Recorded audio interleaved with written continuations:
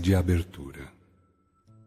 Ao sagrado princípio Deus e Pai divino, dirigimos nossos anseios como servos humildes da excelsa doutrina do caminho, ensinada e praticada por Jesus, o Cristo exemplo de conduta, a fim de pedir as graças que possamos merecer.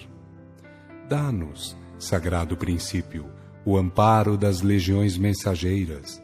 Envia-nos, Pai divino, a luz da verdade, para que, estribados nas práticas doutrinárias vinculadas aos patriarcas, profetas, ao Cristo modelo e aos apóstolos, possamos trabalhar pela restauração do verdadeiro cristianismo, a trilha iniciática que conduz à divinização do Espírito. Sagrado princípio, concede a teus filhos a graça de um novo Pentecostes, para que, cheios de dons do Espírito Santo, mediunidades ou carismas, possam eles conhecer teus santos desígnios e também, com os sinais e prodígios daí decorrentes, encham a terra de verdadeiros ensinos evangélicos. Perdoa, Senhor, as ignorâncias e fraquezas de teus filhos ainda inconscientes, negligentes e imponderados. Afasta de teus filhos, Senhor, as tentações do orgulho, da vaidade, do ciúme e de todos os males derivados da ignorância que tanto maculam os espíritos, empobrecendo-os na árdua tarefa de servidores da verdade, do amor e da virtude. Inspira teus filhos, Senhor, no sentido de conhecer a verdade e praticar o bem, porque fora disso ninguém é cristão. Ninguém desabrocha o Cristo interno, que é o sagrado objetivo da existência. Pai Santo, infunde em teus filhos o sentimento de respeito às verdades eternas, perfeitas e imutáveis, para que, modificando a conduta, venham a transformar a terra em um mundo de paz e ventura, sem ignorância e sem erros, sem desesperos e sem lágrimas.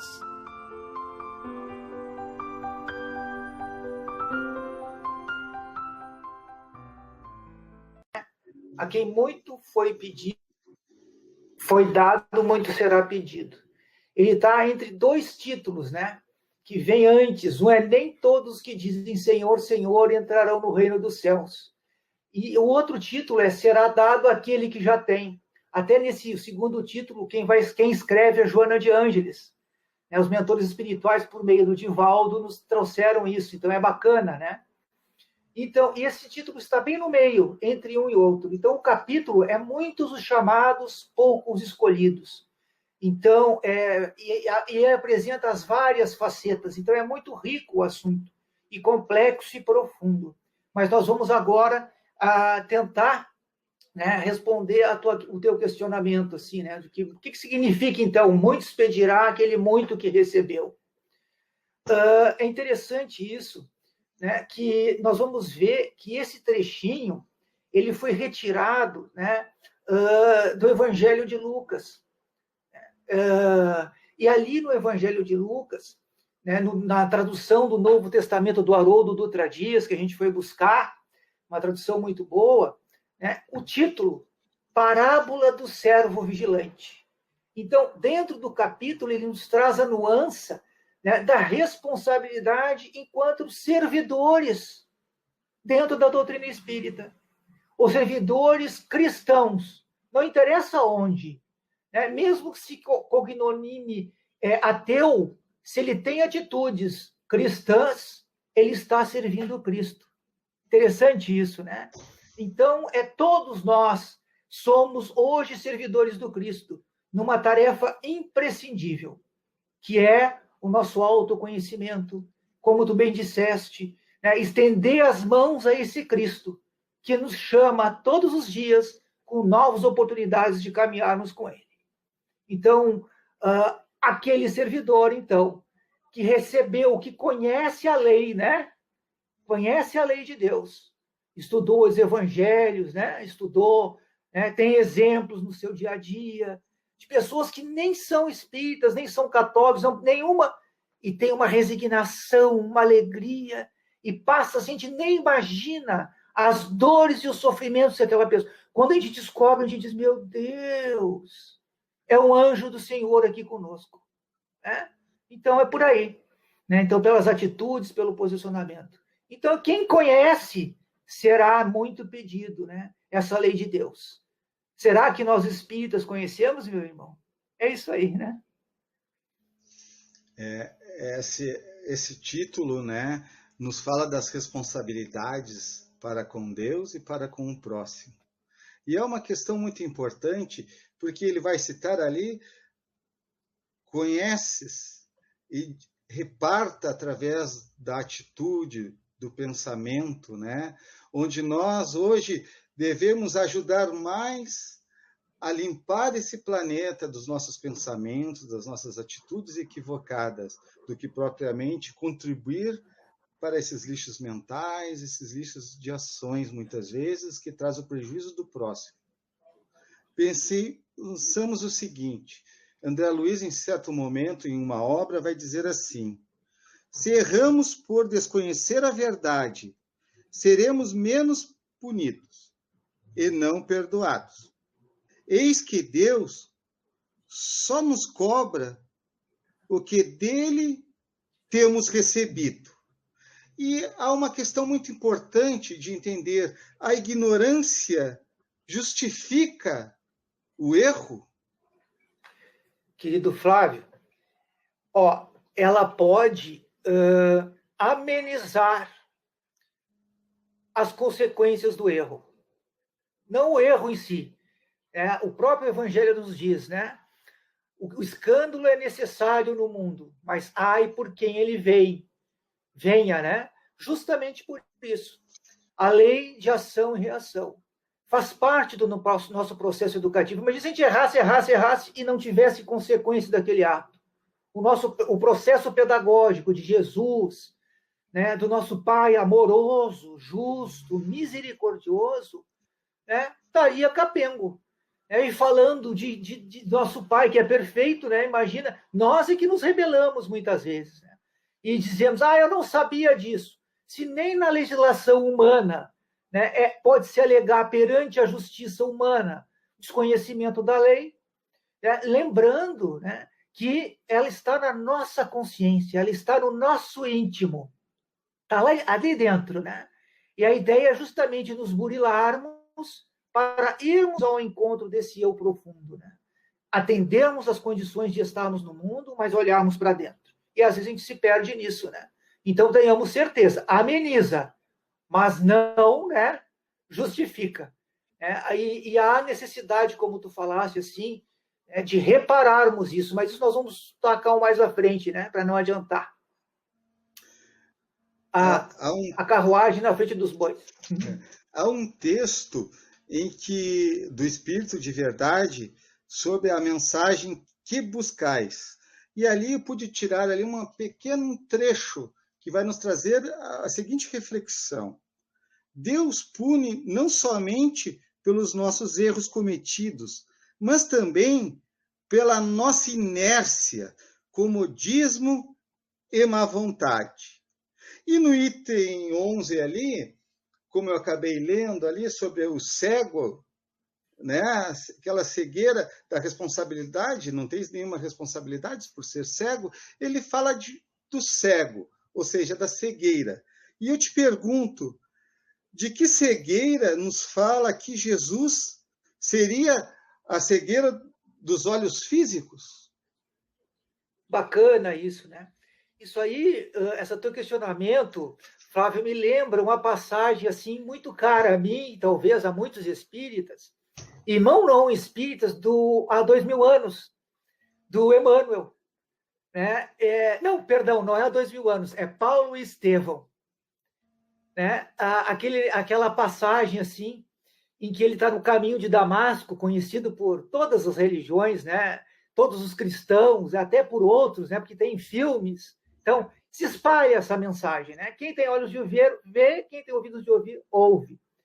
né, o Paulo de Tarso, ele fica ali, quando ele sente a presença do mestre, né, aquele clarão, ele fica cego. Né, porque ele ia atrás de Ananias e queria aniquilar Ananias. E ele fica cego. Ele, um doutor da lei que conhecia, tal qual os fariseus, né, a lei mosaica em todos os detalhes. Odiava o Cristo. Né, ia atrás de um seguidor cristão dele, o Ananias. E ele fica cego. Né, mas ele perdeu a visão do corpo. Porque com todo o conhecimento que ele tinha, com todo o domínio do evangelho daquela época, o Antigo Testamento, né, com todos os seus livros e sabedorias, ele se negava, né, a compactuar com o amor, com a compaixão, com a tolerância para aqueles que pensassem diferente dele. Foi assim também com Estevão, né, que ele fez o primeiro mártir do cristianismo ao condená-lo ao apedrejamento. Irmão da sua noiva amorável, né, quem ele muito procurou para resgatar ela, ele devolveu ele a ela, né, quase exângue, quase à morte ali. Então a gente vê, caiu, ficou cego. E Ananias, quando ele encontra, tira aquelas escamas, né? Mas não eram mais as escamas do corpo físico. Era do espírito. Né? Do espírito da lei, não a letra morta. Porque não tinha chegado, como nos diz nessa passagem, lá no coração a mensagem. E isso é atualíssimo para todos nós. Sabemos decor, né? Sabemos citar versículos, sabemos citar questões do livro dos Espíritos, né? Conversamos com os Espíritos, estudamos o livro dos médiuns. Né? Não basta, né? Já dizia Paulo, né? A necessidade do amor do nosso coração está pulsando junto com isso, para desenvolvermos a compaixão, desenvolvermos a tolerância e o amor para aqueles que são diferentes de nós. Eu acho que é isso, meu amigo. Então, né, não é, né? É a visão do Espírito que esse momento tão difícil está nos proporcionando. Paulo teve de Damasco, né? Nós estamos tendo o nosso. O que estamos fazendo com esses ensinos? Amorosamente. É amoroso, parece violento para nós, né? Muitas vezes. Mas não é. Nós sabemos que é um direcionamento daquele Pai amoroso, justo e misericordioso. Agora tu comentava sobre os ensinos dos espíritos, né? E eles vêm nos trazer o seu roteiro quando no campo terreno. Hoje, eles, no plano espiritual, têm uma visão sobre a sua própria atuação quando estavam aqui conosco. E vêm trazer seus testemunhos, esses amigos espirituais. E no item 12 ali, vai haver uma valoração muito grande do Evangelho. O Evangelho de Jesus. E à luz dessa doutrina espírita desses amigos maiores, eu questiono não só você, Vitor, mas a todos os irmãos que estão presentes a escutar este Evangelho. O Evangelho está ao alcance de todos, porque às vezes dizemos, não, eu não compreendo, eu não entendo, ou desconheço. Quase que tentando se libertar dos seus compromissos, das suas responsabilidades. Então, te pergunto, o Evangelho está ao alcance de todos? O conhecimento do Evangelho implica a vivência de seus ensinamentos? É muito importante isso. Muito bom esses questionamentos assim, né? Nos fazem pensar, refletir. Se o Espiritismo, né, que é uma doutrina baseada na razão, mas não só na razão, porque a razão pura, né, sem o coração, pode trazer um desequilíbrio e dor a muita gente, né? Intelectualidade, cultura, não significa sabedoria. Só quando tocada, né, pelos fios invisíveis do amor é que ela começa a servir a nós mesmos e àqueles que caminham junto conosco. Porque nos traz a humildade, nos traz a oportunidade de realmente aprendermos a servir. E para isso, meu querido Flávio, a humildade se faz necessária. Reconhecermos, né, meu amigo, que somos imperfeitos e que não há mágica. Há trabalho. O próprio Kardec nos diz, né? Há que ter vontade. E o Livro dos Espíritos nos traz, né? Muitas vezes nos falta a vontade, o desejo. Né? Eu quero, mas não posso. Não, a gente está se iludindo. Como é difícil, que nem o adolescente, né, Flávio? É muita mão. Mas, puxa, né, fazer o mal que nós já estamos acostumados também é muita mão. Usa-se muita inteligência, é um trabalho. E para consertar tudo isso? Como? Não tem mágica, é trabalho, é a consequência, é a humildade, não é a revolta, não é a negação. Então, a gente não pode negar isso que a gente traz dentro de nós. Então, assim, e o Evangelho, né, assim, muitos cristãos, o Cristo diz, leem e não compreendem. Não estou preparado. Né? Ou será que não está por trás? Eu não quero. Eu estou bem assim na minha zona de conforto. É uma provocação a todos nós. Né? Então, quando a gente quer mesmo, a gente enfrenta. Às vezes adia, né?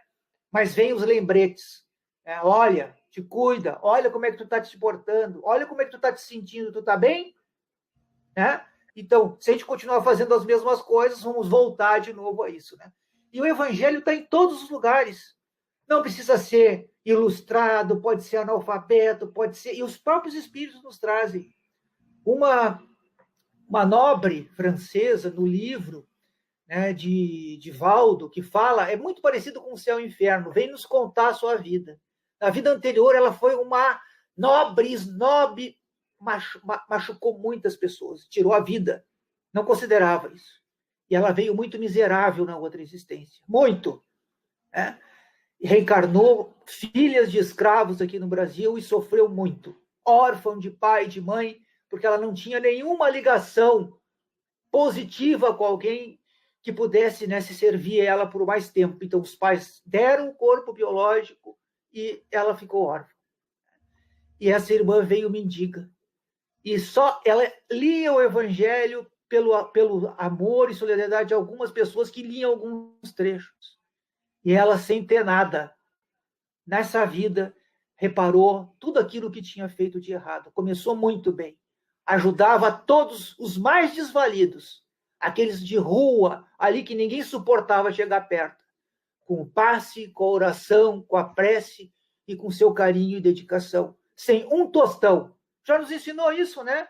De Chico, né? De Valdo, Madre Teresa de Calcutá, não tinham nada disso, mas tinham a vontade, leram o Evangelho, se sintonizaram com Cristo e foram avante. Né? Então, assim, pode ser que vivamos? Pode. Quantas pessoas, né, se iludem ainda aqui dentro da doutrina espírita, ou se revoltam? Né? Tem o Humberto de Campos nos traz, em Crônicas de Além Túmulo, uma passagenzinha fantástica sobre isso. Né? E não vou dizer tudo, mas só uma frasezinha dele. Nós, né, somos cristãos quando está tudo bem. Somos amorosos, somos acolhedores, mas quando está mal, meu filho... até Deus a gente quer virar as costas para ele, porque ele não vira nunca para nós, né?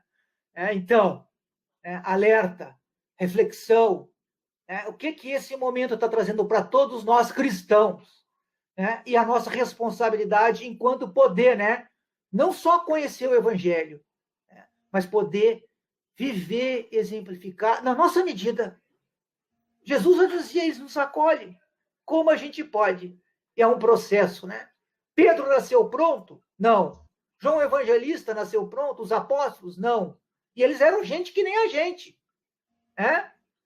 Foram se constituindo, porque aprenderam a servir com o Cristo, a fortalecer a sua fé. São conquistas, né, meu irmão? É assim o nosso relacionamento com o Evangelho. Querido Vitor, não sei se respondi, né, mas... Querido Vitor, somos sempre vencidos pelo tempo do relógio, mas não pelo tempo do coração, né? Agora tu vai estar encaminhando as tuas considerações finais e, se caso desejar trazer uma mensagem para nós, né, esteja à vontade. e já se sinta também convidado para a prece de encerramento. E o questionamento que eu te trago dentro das tuas considerações finais é trazendo a brasa para o nosso assado, como bom ditado gaúcho, o seguinte questionamento: o conhecimento espírita propicia mais responsabilidades? Esteja à vontade. Nós nos reconhecemos como espíritas, né? Aqueles que muito receberam, sem sombra de dúvida, né? A gente vive dizendo, né, Flávio, meu querido irmão, né? E fala assim, se não fosse o espiritismo, eu seria uma pessoa muito mais terrível, né? Quer dizer, reconhecemos que eu não teria chegado aqui, não teria, e temos muita coisa pela frente, então recebemos muito. Então, como dissemos antes, é preciso que esses ensinamentos cheguem ao nosso coração, nos tragam paz, nos tragam luz, mesmo nas situações mais difíceis. Porque quando estivermos assim, mesmo na nossa dor mais extrema, estaremos aprendendo a servir aqueles que necessitam e estão em condições, às vezes, bem piores do que nós, seja de qualquer tipo. Servir. Isso é o que nos recuperará frente à nossa própria consciência, né? Está ali dentro, né? E os médiuns, então, meu querido irmão, né? Recebem direto dos espíritos as mensagens. Chico, Divaldo disseram assim, uma vez, Divaldo estava reclamando com a Joana, pô, Joana, tu não sabe o que está acontecendo comigo, sabe de tudo da minha vida e nem me ajuda, nem me dá uma comunicação. E ela disse, meu filho, tudo que eu escrevo primeiro para ti. Olha só, é para nós, né? Tá aí, né? Então, o capítulo nos diz, o Kardec, né? O Espiritismo vem multiplicar o número de chamados pela fé que proporciona. Multiplicará também o número de escolhidos. Mas um amigo querido meu sempre fala, isso e aquilo me marca e eu carrego no meu coração, né? Muitos os chamados, poucos os escolhidos. Voltamos ao título do capítulo, né, meu irmão? Mas nós nos escolhemos. Nós, somente nós. Senhor, muito obrigado pelo que me deste, pelo que me dás, pelo ar, pelo pão, pela paz, pela minha faculdade de ver, pelos cegos eu quero interceder, por aqueles que vivem na escuridão e tropeçam na multidão. Por eles eu oro e a ti imploro comiseração, pois eu sei que depois desta lida, numa outra vida, eles enxergarão. Senhor, muito obrigado pelos ouvidos meus, ouvidos que ouvem o tamborilar da chuva no telheiro, a melodia do vento nos ramos do salgueiro, a dor e as lágrimas que escorrem no rosto do mundo inteiro. Ouvidos que ouvem a música do povo que desce do morro na praça cantar, a melodia dos imortais que a gente ouve uma vez e não se esquece nunca mais. Diante de minha capacidade de ouvir, pelos surdos eu quero te pedir, pois eu sei que depois desta dor, no teu reino de amor, eles voltarão a ouvir. Muito obrigado, Senhor, pela minha voz, mas também pela voz que canta, que ensina, que consola, pela voz que com emoção profere uma sentida oração, pela minha capacidade de falar, pelos mudos eu te quero rogar, pois eu sei que depois desta dor, no teu reino de amor, eles também cantarão. Muito obrigado, Senhor, pelas minhas mãos, mas também pelas mãos que aram, que semeiam, que agasalham, mãos de caridade, de solidariedade, mãos que apertam mãos, mãos de poesias, de cirurgias, de sinfonias, de psicografias, mãos que numa noite fria cuida ou lava louça numa pia, Mãos que à beira de uma sepultura abraça alguém com ternura no momento de amargura. Mãos que no seio agasalham o filho de um corpo alheio sem receio. E meus pés que me levam a caminhar sem reclamar, porque eu vejo na terra amputados, deformados, aleijados, e eu posso bailar. Por eles eu oro e a ti imploro, porque eu sei que depois dessa expiação, numa outra situação, eles também bailarão. Por fim, Senhor, muito obrigado pelo meu lar, pois é tão maravilhoso ter um lar. Não importa se este lar é uma mansão, um ninho, uma casa num caminho, um bangalô, seja lá o que for. O importante é que dentro dele exista a presença da harmonia e do amor.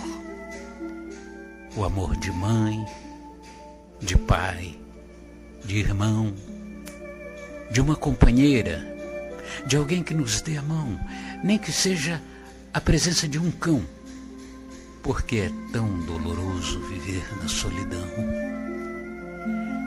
Mas se eu ninguém tiver, nem um teto para me agasalhar, uma cama para eu deitar, um ombro para eu chorar, ou alguém para desabafar, não reclamarei, não lastimarei, nem blasfemarei, porque eu tenho a ti. Então, muito obrigado porque eu nasci, e pelo teu amor, teu sacrifício, tua paixão por nós. Muito obrigado, Senhor.